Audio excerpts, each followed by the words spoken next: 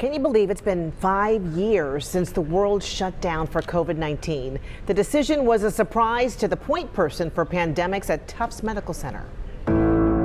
Every day I woke up at 4 in the morning to read everything I could about what had happened since I last went to sleep.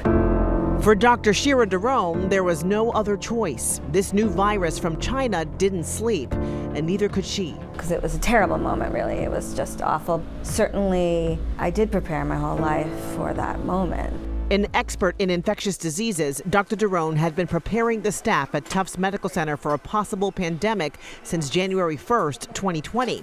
So by the time it became clear that the virus was going to be leaving China and affecting Europe and affecting the United States and the whole world, we had been at it for months.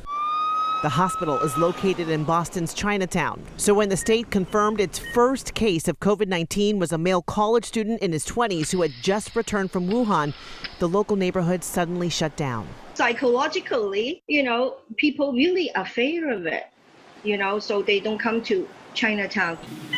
Inside the emergency room, more people with severe respiratory symptoms were showing up. Every day we just said, how are we going to tackle today's problem? All right, the first thing we're going to do is take a regular floor and turn it into an ICU by sawing holes in the doors and putting glass where a solid door used to be so that we can see them, because you can't close a door on a critically ill patient. The surge came in like a tsunami. I heard of one hospital that had patients in dental chairs. I mean, you have to understand that almost everything coming through our doors was COVID. I mean, it was just shocking. It was like, what happened to the car accidents? What happened to the appendicitis? It was like it disappeared and everything was COVID. Dr. Daron had prepared for many of the challenges, making sure medical staff had enough protective equipment, ramping up the hospital's capacity for telehealth visits.